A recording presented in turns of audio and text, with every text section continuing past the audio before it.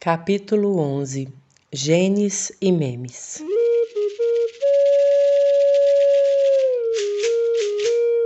O que são palavras, ideias, pensamentos, conceitos? A despeito das muitas diferenças, o que une esses termos é o fato de que são todos memórias. Tudo que percebemos e fazemos causa alterações nos circuitos neurais que intermediam o encontro com o mundo, construindo associações pela experiência, num jogo reiterado de impressionar e reimpressionar-se. Qualquer pessoa idosa ou que convive perto com idosos sabe que suas lembranças dizem respeito muito mais aos fatos da juventude do que ao passado recente. Você talvez tenha escutado relatos da infância de seus bisavós, coisas que viram e ouviram, conversas memoráveis que tiveram com pessoas extraordinárias que disseram frases inesquecíveis, hoje passadas aos bisnetos como joias da família. Como é possível lembrar tão minuciosamente da própria infância com tanta vividez e riqueza de detalhes, mesmo depois de transcorridas várias décadas? E algo ainda mais incrível, como é possível que a criança também passe a se lembrar daqueles eventos quase como se os tivesse vivido na própria pele? A reverberação de atividade neuronal é uma explicação satisfatória para a aquisição e retenção inicial das memórias, mas é claramente insuficiente para explicar a persistência de uma lembrança por dias, anos, décadas ou pela vida inteira. Não é difícil entender por que isso seria absurdo. Imagine o que aconteceria se a retenção das memórias por longos períodos de tempo exigisse que elas permanecessem continuamente em estado ativo, reverberando incessantemente pelo cérebro, todas vivas e entrelaçadas, explosivamente numerosas e progressivamente conflitantes, à medida que a vida fosse fazendo suas curvas, retornos e paradas ocasionais. Nesse cenário catastrófico, sofreríamos de profunda confusão mental, semelhante à experimentada pelo personagem Ireneu Fagundes, de Jorge Luís Borges. O narrador descreve um jovem inteligente e excêntrico que, por causa de um acidente de cavalo, passou a ter memória completa de todos os fatos vividos. O prodígio, entretanto, tornava-o incapaz de distinguir entre eventos relevantes e trivialidades do cotidiano. Ao adquirir memória absoluta, Funes tornou-se um perfeito idiota. Felizmente, nossa mente não funciona assim. Normalmente temos facilidade para evocar memórias específicas, contanto que todas as outras memórias estejam desativadas, por assim dizer, fora da mente. As razões para isso são fáceis de intuir. Assim como dois corpos não podem ocupar o mesmo lugar do espaço sem causar deformações e quebras, duas memórias não podem ser ativadas simultaneamente pela atenção sem perderem sua identidade. As memórias interferem umas nas outras e a cada instante é preciso que uma predomine na consciência para que o pensamento passeie por ali. Além disso, somos ótimos em esquecer quase tudo que não interessa para nossa sobrevivência e conforto, pois nossa atenção seletiva armazena apenas as memórias às quais atribuímos valor adaptativo. Se é crucial que você recorde detalhes do primeiro jantar romântico que teve com sua cara metade, o menu do almoço 3 dias depois daquele jantar é com certeza um arquivo apagado em sua mente. De que forma o cérebro distingue as memórias de modo a estocar algumas e apagar o resto? Como é possível manter tantas memórias em estado inativo? Memórias ativas dão origem a memórias latentes. A solução do enigma veio do próprio Donald Hebb, quando propôs que a consolidação das memórias de longo prazo ocorre em 2 etapas consecutivas. Na primeira, a informação é imediatamente capturada pelo sistema nervoso como reverberação elétrica, criando uma impressão instantânea, mas fugaz do passado recente. Na primeira, a informação é imediatamente capturada pelo sistema nervoso como reverberação elétrica, criando uma impressão instantânea mais fugaz do passado recente. Essa reverberação decai em alguns minutos, mas dispara mecanismos moleculares que acabam por levar a modificações na composição química e depois na própria forma das sinapses. Essa segunda etapa envolve íons atravessando membranas, proteínas acoplando-se umas às outras, genes sendo ativados e novas proteínas sendo construídas, numa queda de dominós molecular que perpassa os segundos, minutos e horas que sucedem à aquisição inicial da memória até resultar na remodelagem de uma grande quantidade de sinapses. É o processo de criação, eliminação e modificação de sinapses que permite o armazenamento de longo prazo de uma memória, perenizando uma representação que a essa altura já não corresponde ao funcionamento ativo de uma rede neuronal, e sim a um padrão latente de conexões sinápticas ativas. Dias, meses ou anos depois da aquisição da memória, quando uma parte dessas conexões é ativada, a atividade elétrica se espalha pela rede neuronal através das conexões mais fortes, e a memória é novamente evocada por ser capaz de estocar memórias antigas sob forma inativa.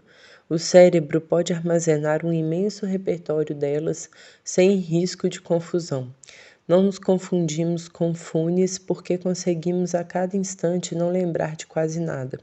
As histórias que passamos adiante, os pensamentos que se espalham, as ideias que influenciam os outros e se replicam socialmente, são todos estritamente dependentes de sua capacidade de durar em nossa mente. O biólogo inglês Richard Dawkins chamou de meme essas memórias colonizadoras expressas como comportamentos, palavras e gestos capazes de impressionar outras pessoas e promover o compartilhamento das mesmas ideias. O nome evoca outra unidade replicante mais bem compreendida, o gene. Ainda que confessamente imprecisa, essa famosa analogia é saborosa porque sem genes simplesmente não haveria memes. Para entender de que modo acontece a remodelagem sináptica que pereniza as memórias, é preciso primeiro saber que todas as células do corpo possuem o mesmo conjunto de genes em seus núcleos. As distinções entre tipos diferentes de células, bem como as modificações de cada célula ao longo do tempo, dependem de mudanças nos subconjuntos dos genes que a cada momento são usados para sintetizar proteínas no interior de cada célula específica. A semelhança entre genomas e bibliotecas ajuda a compreender esse fenômeno. Digamos que cada biblioteca pública do planeta seja o genoma de uma célula, que cada gene dentro de cada célula seja um livro. Para completar o argumento, digamos ainda que os acervos das bibliotecas são todos iguais. Ao entrar em uma dessas bibliotecas, você verificará que apenas uma pequena fração dos livros contidos no acervo está emprestada para leitura. O mesmo se verificará que em outras bibliotecas, mas o repertório de livros efetivamente lidos será diferente em cada caso e variará com o passar do tempo, isso é, será dinâmico para cada biblioteca. Livros muito populares terão várias cópias que poderão ser lidas em paralelo por leitores diferentes. Livros muito populares terão várias cópias que poderão ser lidas em paralelo por leitores diferentes. Além disso, cada livro pode ser lido múltiplas vezes por leitores diferentes, desde que um após o outro. Note que, embora cada biblioteca tenha um acervo rigorosamente idêntico às demais, os assuntos lidos em cada uma delas podem ser completamente diferentes. Alguns livros essenciais serão lidos em todas as bibliotecas, mas a maior parte do acervo será lido apenas em certas bibliotecas e ocasiões. Enquanto os livros mais lidos em certas bibliotecas serão de filosofia, em outros, os preferidos serão de arte, em outros ainda de biologia. Em cada uma delas, a cada instante, um repertório muito específico de livros será ativo. Dentro de um mesmo corpo, células do cérebro, do coração e do fígado possuem os mesmos genes, mas expressam diferentes subconjuntos deles, gerando repertórios distintos de proteínas que fazem com que cada tipo celular seja diferente. Na célula, cada gene feito de DNA equivale a um livro específico, e a molécula chamada RNA polimerase corresponde a um leitor do livro. Cada livro lido resulta na fabricação de uma cópia complementar do gene na forma de RNA mensageiro. Este, por sua vez, orienta a fabricação de uma proteína capaz de efetivamente participar das funções celulares numa nova leitura em que a informação codificada pelo RNA mensageiro é traduzida na sequência de aminoácidos que compõe a proteína. A leitura completa de um livro corresponde à expressão de um gene em particular. Esse jargão científico significa que o conteúdo do livro se expressa somente quando ele é lido. Genes imediatos e ciclo sono-vigília. Quando o neurônio se engaja na codificação de uma memória, genes que codificam proteínas capazes de remodelar sinapses são rapidamente ativados. Os primeiros genes envolvidos nesse processo poucos minutos após o início da reverberação elétrica são chamados de genes imediatos. A expressão de um repertório específico desses genes é essencial para que a reverberação elétrica cause modificações sinápticas algum tempo depois. Os genes imediatos foram descobertos no final da década de 1980 e logo ficou claro que eles são cruciais para o aprendizado.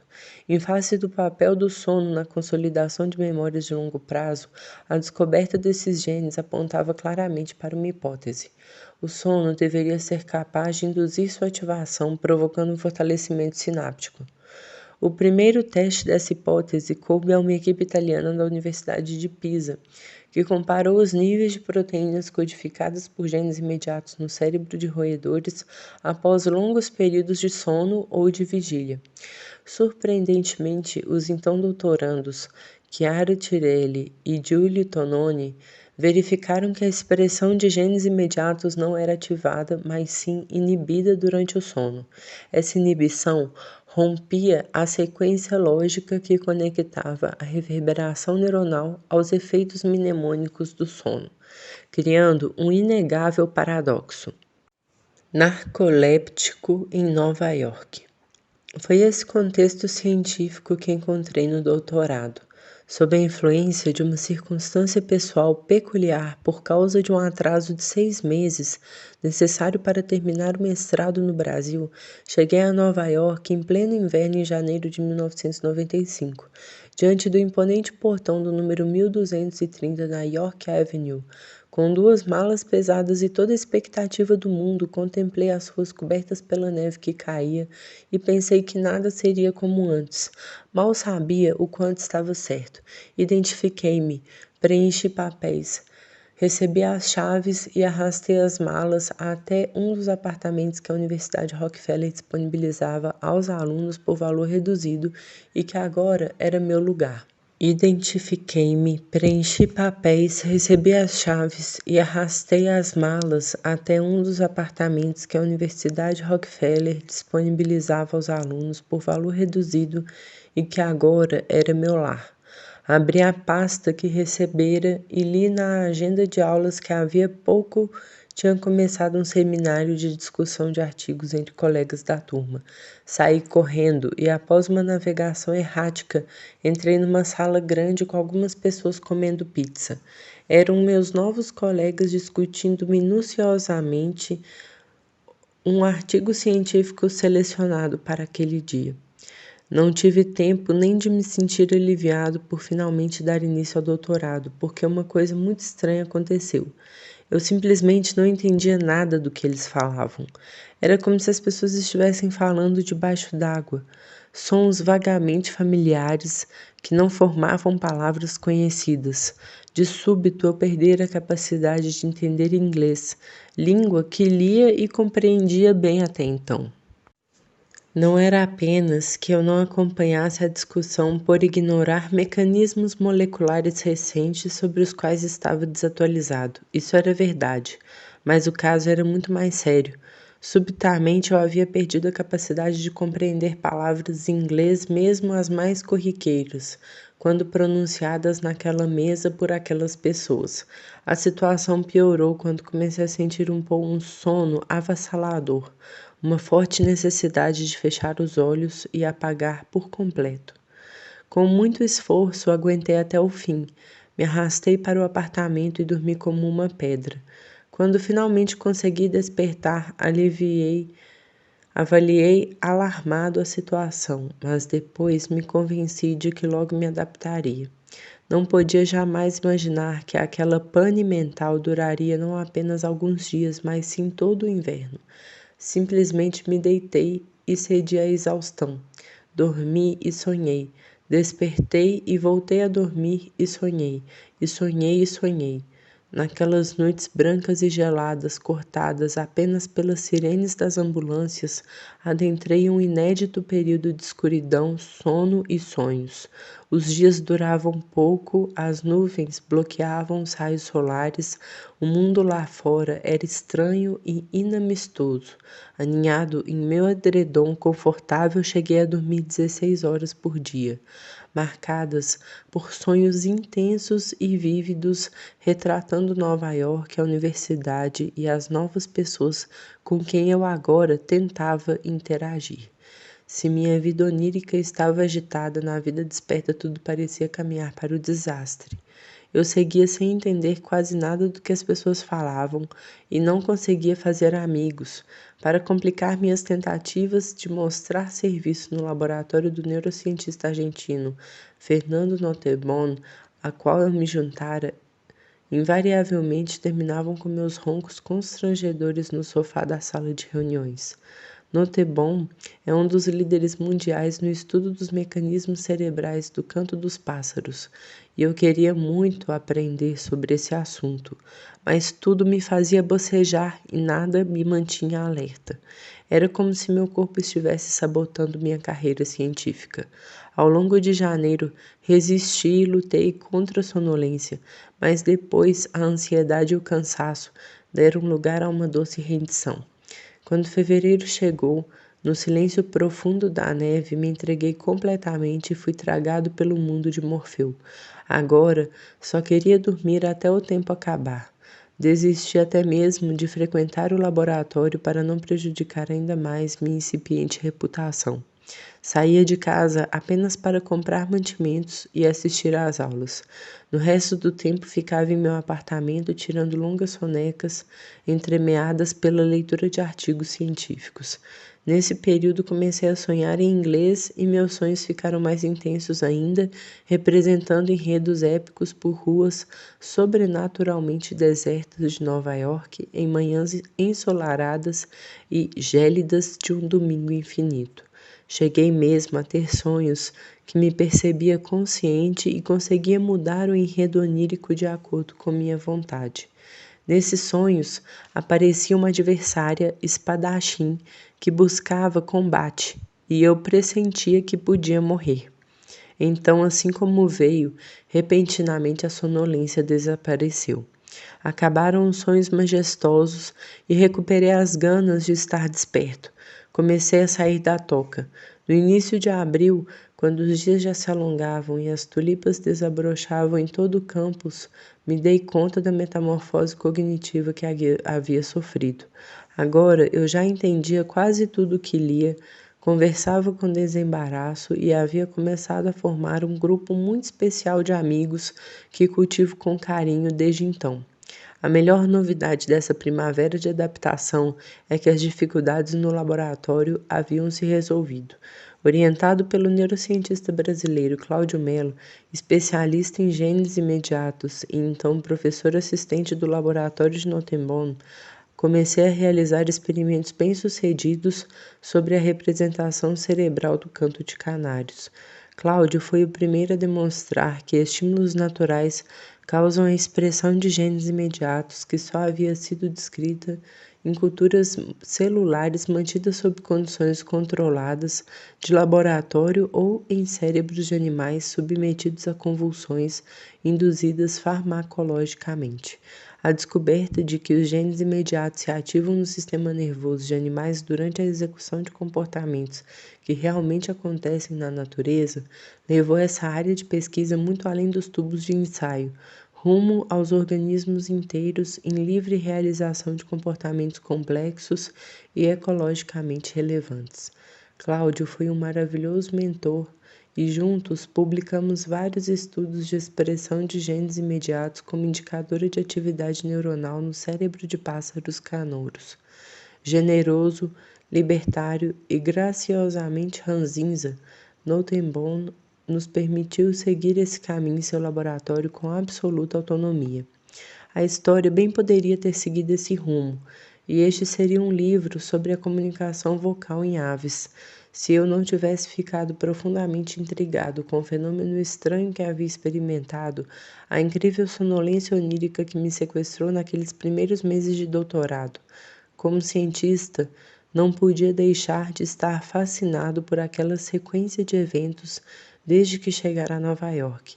A falência cognitiva com sonolência excessiva e a atividade onírica exacerbada durante todo o inverno, seguida de impressionante e súbita adaptação linguística, intelectual e social na primavera. Claro que o aumento progressivo da duração do dia tinha a ver com o fim da sonolência. Quanto ao início dela, na nevasca do começo de janeiro, o mistério era maior. Embora inicialmente tenha me parecido autossabotagem infeliz e constrangedora, capaz de anular todas minhas forças quando eu mais precisava delas, o sono se revelou afinal um poderoso processador de novidades.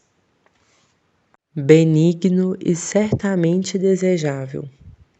Ao me deixar levar pelo trabalho interno do sono e ceder verdadeiramente ao processamento offline de memórias, de alguma forma consegui superar as enormes dificuldades iniciais que se deviam tanto ao estresse da nova situação quanto à diminuição invernal das horas de luz natural. Pessoalmente intrigado e curioso para entender o que tinha me acontecido, tomei a decisão de compreender os mecanismos daquele processo adaptativo.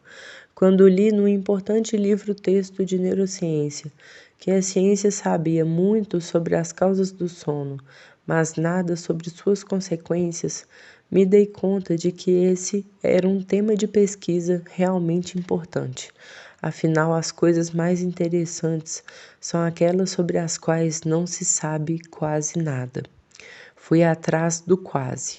Na esquina da Rua 12 com a Broadway, comprei por $5 no labiríntico sebo Strand uma seleta obra de Freud. A leitura de A Interpretação dos Sonhos me encheu de ideias para experimentos sobre a relação com sono e aprendizado. Ao mesmo tempo, descobri na biblioteca antiga da universidade as muitas publicações a partir do final da década de 60 que demonstravam que a privação de sono causa déficits de memória em roedores. Logo, descobri também que no mesmo prédio do laboratório, em Notenbaum, um andar abaixo, pelas escadas silenciosas e amplas do antigo Smith Hall, havia um laboratório com tradição de pesquisa em sono de ratos. Era nada mais, nada menos do que o antigo laboratório de Laurent Dino, todo forrado de cobre, depois herdado por Jonathan Wilson e que agora, após sua aposentadoria, estava sob responsabilidade de Konstantin Pavlidis, ou Gus, para os íntimos. Desolado em Nova York. Gus Pavlidis nasceu em Skalotchouri, uma pequena aldeia ao norte da Grécia, na Macedônia Ocidental, e a apenas 100 quilômetros do Monte Olimpo de Veria. Quando era criança, nos anos 60, ali não havia eletricidade, estradas pavimentadas nem água corrente. A vila era habitada por cerca de 200 pessoas, mas hoje esse número não passa de 100 no verão e apenas 20 no inverno. A única escola primária que havia fechou recentemente para dar lugar a um café. Por volta dos 4 anos, Pavlidis começou a ir à escola acompanhado da irmã. Simplesmente adorou. Foi um período mágico de descobertas supervisionadas por sua avó. Convencida que aquele menino era um presente de Deus para o mundo, ela repetia isso todos os dias para quem quisesse ouvir. Durante todo o início de sua juventude, Pavlidis Viveu no raio de 20 quilômetros de sua aldeia, perto da natureza, do amor e de Zeus. Mas então, no início dos anos 70, o idílio acabou. Aos 12 anos, Pavlidis teve de emigrar com a mãe e as irmãs para Nova York, a fim de se reunirem com o pai que já estava lá há uma década, trabalhando na esperança de fazer fortuna e voltar para a Grécia, o que nunca aconteceu. A avó permaneceu em Scalociori e faleceu pouco depois, deixando o neto desconsolado. A chegada a Nova York foi um choque para aquele garoto extremamente tímido e sem nenhuma noção da língua inglesa. A família alugou um apartamento perto do Parque Fort Tryon, no extremo norte da ilha de Manhattan, onde vicejava um bairro grego. Pavlidis começou a aprender inglês com bastante dificuldade e ia mal nos estudos, exceto em matemática. Em momentos de tristeza, em busca de consolo, visitou muitas vezes o magnífico claustro medieval reconstruído no parque. Um dia, o diretor da escola convocou seus pais para uma reunião. O encontro do diretor escocês com a mãe, que só falava grego, e com o pai capengando no inglês, teria sido cômico se não fosse trágico. Pedindo a Pavlidis que traduzisse suas palavras aos pais, o diretor informou que não havia nada que ele pudesse fazer. O menino era uma esperança perdida. Em suas palavras, não poderá trabalhar nem de gari, pois o Departamento de Saneamento de Nova York exige um diploma de ensino médio, o que evidentemente não conseguirá. Foi um golpe duríssimo, mas também o ímpeto para o sucesso de Pavlidis. De alguma forma, ele agora precisava provar que o diretor estava errado. Foi no ensino médio que tudo começou a melhorar. Além de passar no exame para ser colocado numa classe avançada, Pavlidis entrou na equipe de tênis e teve excelente desempenho. Venceu o torneio regional de tênis de Nova York e no ano seguinte foi admitido no programa de arquitetura do City College. Começou o curso entusiasmado, mas o primeiro contato com os professores foi um banho de água fria. Pavlidis queria construir arranha-céus, mas os professores diziam que o melhor da turma seria no máximo desenhista.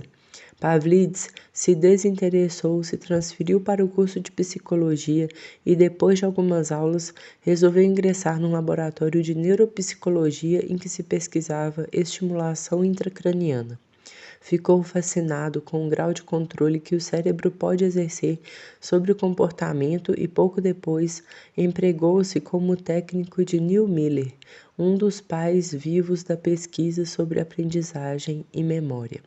Foi no laboratório de Miller que Pavlidis conheceu Jonathan Wilson, então fortemente engajado na pesquisa sobre sono e memória. Esse período foi crucial para a formação para Pavlidis, que almoçava regularmente com os dois grandes cientistas e não se cansava de se admirar com isso. Em uma das vibrantes discussões que marcavam esses almoços, surgiu a ideia de usar as propriedades dos neurônios de lugar do hipocampo para investigar o sono, um verdadeiro ovo de Colombo, cujos impressionantes resultados foram descritos no capítulo 10. Uma troca justa. 6 anos depois, animado com a leitura dos artigos de Wilson, procurei o velho mestre a fim de aprender a conduzir experimentos sobre sono e aprendizado. Ele já estava aposentado e me indicou seu ex-aluno Pavlidis, agora promovido ao quadro de professores. Bati na porta de sua sala e fui prontamente recebido. Em 10 minutos expliquei que pretendia utilizar as mesmas técnicas da pesquisa com canto de canários para investigar se o sono induzia a expressão de genes imediatos no cérebro de ratos. Nessa primeira conversa, Pavlidis se mostrou exatamente como em todos os nossos encontros desde então, prático e positivo. Você começa amanhã. Evidentemente, eu não sabia que sua rapidez em me aceitar no laboratório tinha a ver com uma visão onírica obtida por ele pouco tempo antes. Naqueles meses, Pavlidis estava usando uma técnica desenvolvida nos anos 1980 para marcar radioativamente as regiões do hipocampo ativadas por estímulos diversos. Em sonho, Pavlidis visualizou que os neurônios de lugar do hipocampo se organizam em aglomerados responsivos a uma mesma posição no espaço. Mas o método radioativo se mostrou pouco sensível para produzir um teste convincente dessa hipótese. Era preciso um marcador produzido pelo próprio cérebro, rápido e muito mais sensível, tal como os genes imediatos. Sem saber, eu propunha trazer para o laboratório de Pavlidis justo o que ele precisava. A troca era muito justa, pois ele me treinou cuidadosamente e franqueou acesso a seu laboratório. Lancei-me de cabeça e logo aprendi como fazer eletrodos e implantá-los no hipocampo de ratos, a fim de monitorar, de modo preciso, as distintas fases do ciclo sono-vigília. Em paralelo, aprendi com Melo a técnica para determinar os níveis de expressão de genes imediatos. Durante 3 meses, trabalhei com afinco para testar a hipótese de que o sono REM aumentaria sua expressão. O resultado não poderia ser mais frustrante. Verificamos que o sono diminuía a expressão dos genes imediatos. Fiz e refiz os experimentos por meses e simplesmente não conseguia acreditar no que via. Eram essencialmente os mesmos resultados já publicados pelos italianos, mas eu ainda não conhecia suas publicações. Vivíamos a infância da internet, que tornou trivial a busca em bancos de dados eletrônicos para encontrar artigos científicos relevantes. Graças a essa falha de rastreio bibliográfico, por mais de um ano persegui sem sucesso um resultado que, segundo as publicações existentes naquele momento, era impossível. Quando por fim encontrei os tais artigos, fui tomado pela sensação estranha de que aquilo era certamente verdade, mas não podia ser toda verdade. Faltava uma peça importante do quebra-cabeça. Minhas ideias davam um nó e era preciso desatá-lo.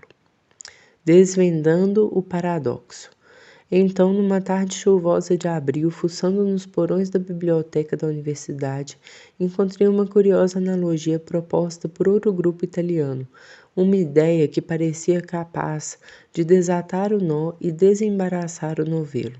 Segundo Antônio Giuditta e colaboradores da Universidade de Nápoles, Frederico II, o sono está para as novas memórias como a digestão está para a comida.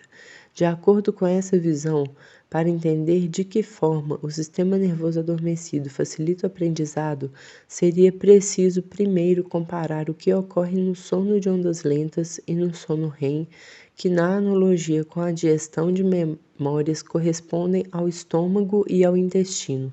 Entretanto, sem comida, as funções desses órgãos do sistema gastrointestinal não se diferenciam. Por isso, seria necessário também comparar o que acontece na presença ou na ausência de comida, isso é, na presença ou na ausência de informações novas.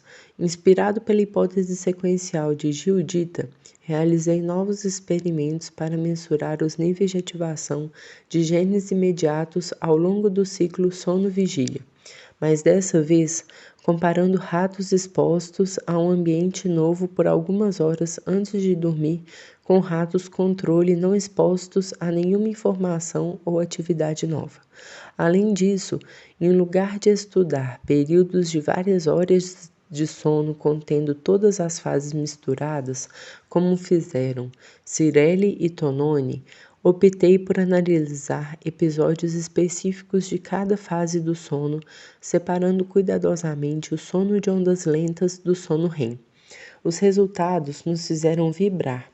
Enquanto os animais não expostos ao ambiente novo apresentaram baixa expressão de genes imediatos durante ambas as fases do sono, em animais previamente estimulados, a expressão de genes imediatos mostrou o mesmo perfil, tanto no córtex cerebral quanto no hipocampo, queda no sono de ondas lentas, mas aumento no sono REM.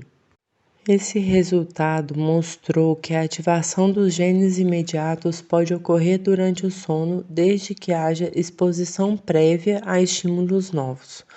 Foi uma evidência direta a favor da hipótese sequencial de Giuditta. e por revelar efeito da experiência da vigília na expressão gênica do sono, também a primeira evidência molecular dos restos diurnos freudianos. O paradoxo parecia, enfim, resolvido. A teoria da homeostase sináptica.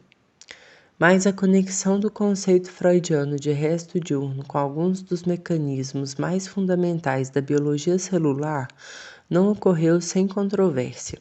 Em meados dos anos 90, Tononi e Cirelli se mudaram para os Estados Unidos para dirigir laboratórios na Universidade de Wisconsin-Madison.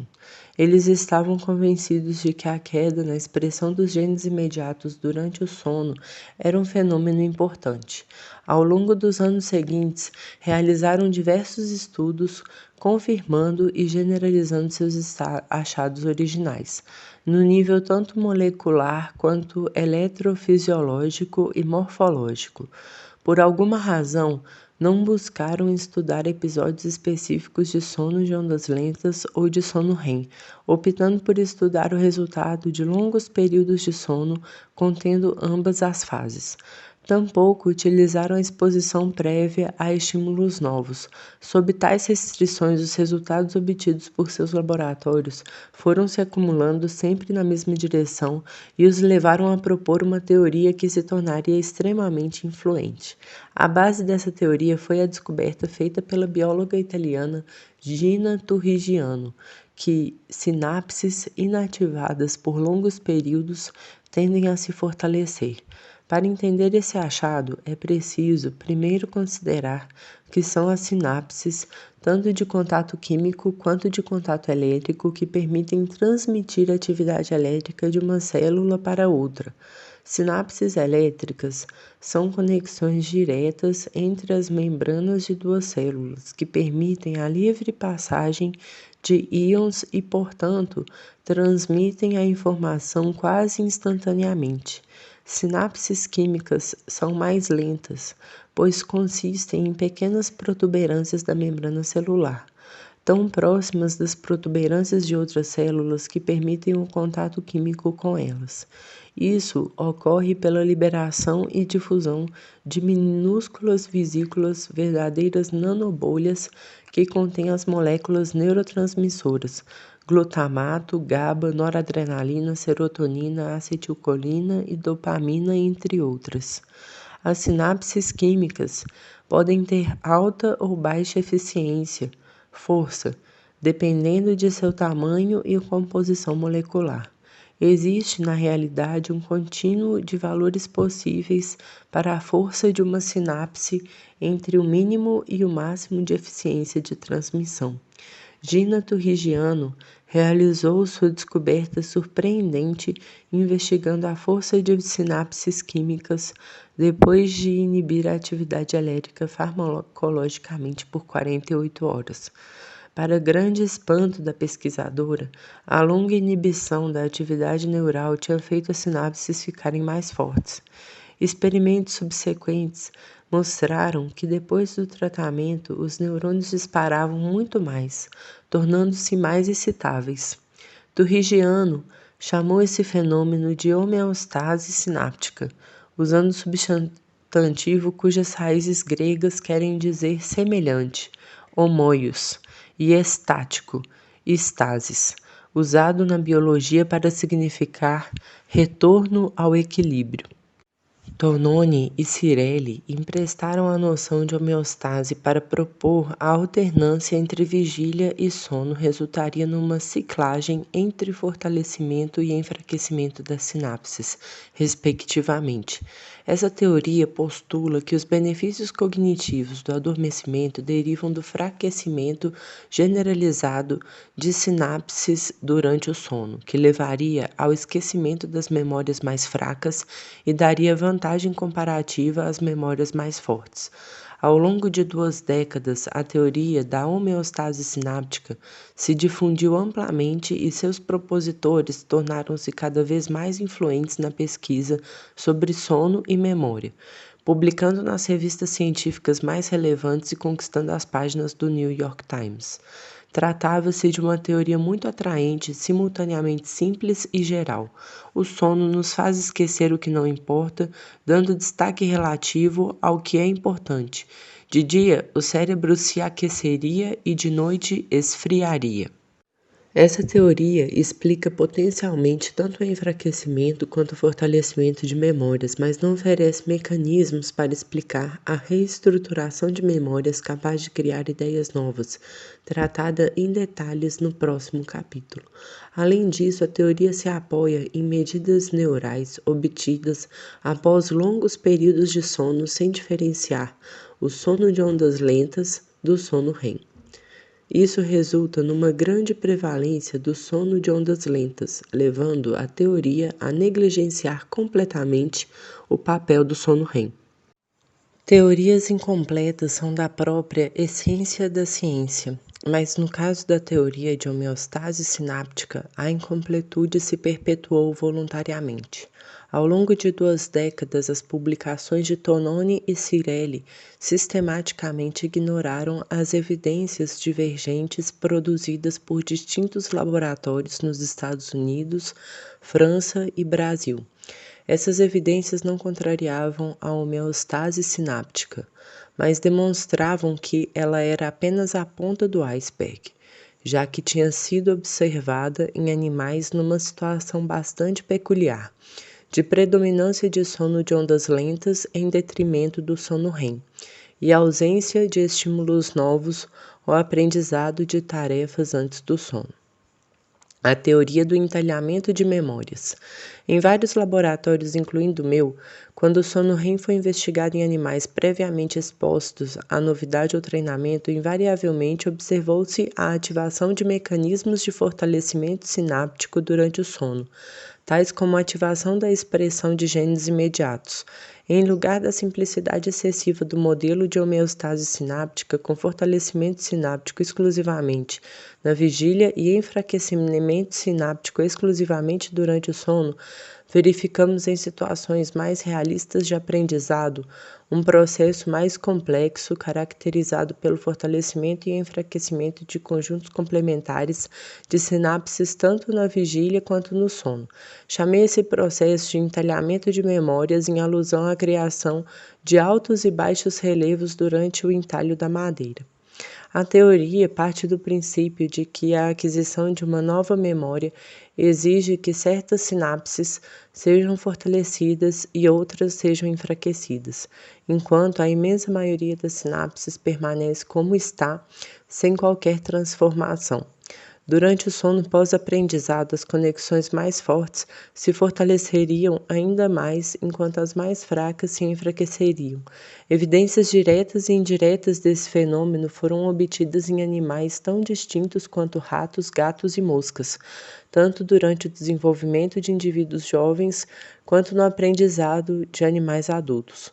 Mesmo assim, por 15 anos, os proponentes da homeostase sináptica continuaram dominando o campo sem admitir que havia problemas na hipótese, anomalias não explicadas ou teorias alternativas. A controvérsia encaminhou para o fim de 2014. Em janeiro, no artigo de revisão da bibliografia sobre sono e aprendizado, Tononi e Cirelli admitiram pela primeira vez que havia um dissenso. Reconheceram evidências que haviam ignorado e artigos que nunca haviam mencionado antes para afirmar que a realidade era mais complicada do que sua teoria havia previsto. Em boa hora. Apenas 5 meses depois, pesquisadores da Universidade de Nova York, liderados pelo biólogo chinês Wenbiao Gan, publicaram na prestigiosa revista Science a demonstração inequívoca do fortalecimento sináptico durante o sono numa região cerebral submetida ao aprendizado. Utilizando uma sofisticada técnica de microscopia em camundongos geneticamente modificados para ter neurônios fluorescentes, Gan e sua equipe puderam visualizar e medir o aumento do número de sinapses decorrente do sono pós-aprendizado. Os animais eram treinados a caminhar para frente ou para trás num cilindro rotatório, o que provocava fortes mudanças sinápticas no córtex motor, região requerida para a realização de movimentos voluntários. Fazendo imagens antes e depois do sono pós-aprendizado, os pesquisadores demonstraram que o adormecimento está associado à formação de novas sinapses. Gunn e sua equipe atribuíram o aumento do número de conexões ao sono de ondas lentas, pois os animais privados de sono REM também apresentaram o efeito. Entretanto, há razões para suspeitar que mesmo pequenas quantidades de sono REM sejam suficientes para fortalecer sinapses pré-existentes, analogamente à alimentação que não precisa ser diária, bastando ser intermitente para permitir a vida. Afinal, em roedores, verifica-se que um único episódio curto de sono REM com duração menor que 30 segundos é tão eficaz para modular a expressão de genes imediatos quanto um longo episódio, com duração de vários minutos. A expressão de genes imediatos em resposta a estímulos diversos é de início muito robusta, mas decai rapidamente com o tempo. Além disso, em répteis e aves, o episódio de sono REM não ultrapassam alguns segundos. Juntando esses fatos, surge a hipótese de que a função mais antiga do sono REM teria sido deflagrar a expressão de genes imediatos logo após o sono de ondas lentas. Essa expressão rápida e breve, que possivelmente começou a evoluir há centenas de milhões de anos no ancestral comum a todos os vertebrados terrestres, tem o efeito de tirar uma fotografia do momento, perenizando as novas conexões sinápticas formadas entre os neurônios. A remodelagem sináptica induzida pelo sono REM transforma um padrão de atividade elétrica nos circuitos neurais, uma memória ativa, num novo padrão de sinapses entre células, uma memória latente. Em perspectiva, a função primordial da regulação de genes que ocorre durante o sono REM seria a transformação de memórias ativas e de curto prazo em memórias latentes de longo prazo, capazes não apenas de perdurar naquele cérebro, mas de se espalhar por outros cérebros como memes, representações de pessoas, lugares, eventos ou ideias. Ao se instalarem num sistema nervoso, tais memes interagem vivamente uns com os outros, criando uma réplica mental simplificada do mundo exterior, editada e filtrada segundo as preferências e limitações do seu portador.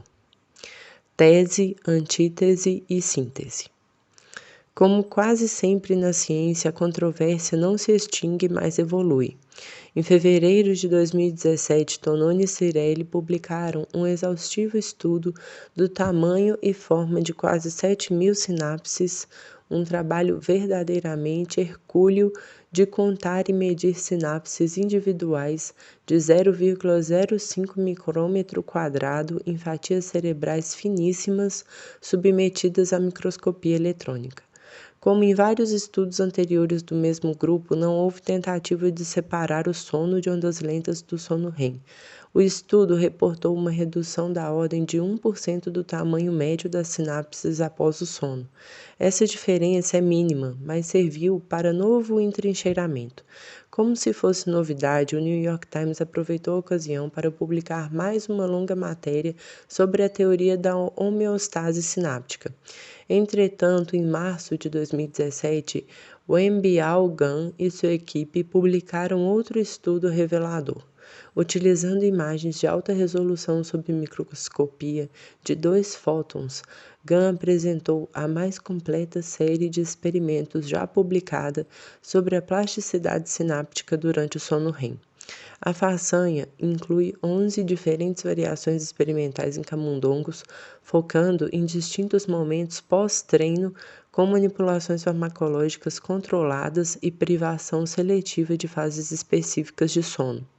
Optando por estudar a evolução temporal de sinapses vivas sob a lente do microscópio, medindo especificamente a mesma sinapse múltiplas vezes ao longo do tempo, os pesquisadores puderam confirmar o que jamais revelaria pela estratégia de medir sinapses mortas empregada por Tononi e Cirelli.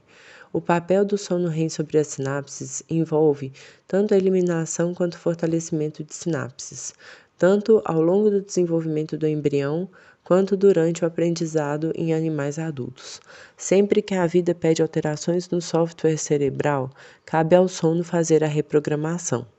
O estudo demonstrou de modo contundente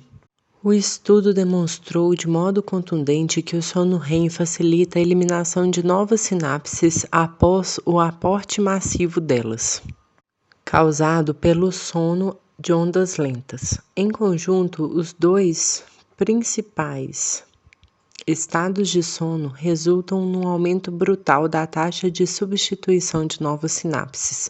O que é ainda mais extraordinário é que o sono REM também atua para fortalecer um seleto grupo de sinapses, levando ao seu crescimento e, consequentemente, à persistência dessas conexões no longo prazo. Uma enormidade de sinapses é gerada, mas quase todas são eliminadas, permitindo a seleção positiva do pequeno número de sinapses mais bem adaptadas ao novo contexto. Nas palavras de Gunn e colaboradores, o sono REM é crucial para incorporar novas sinapses seletivamente em circuitos existentes, atuando como um comitê de seleção para construir e manter a rede sináptica. Sem sono REM, as memórias desapareceriam rapidamente sem deixar vestígios, não podendo ser acumuladas para o futuro nem transmitidas de geração em geração. Sem sono REM, não haveria cultura.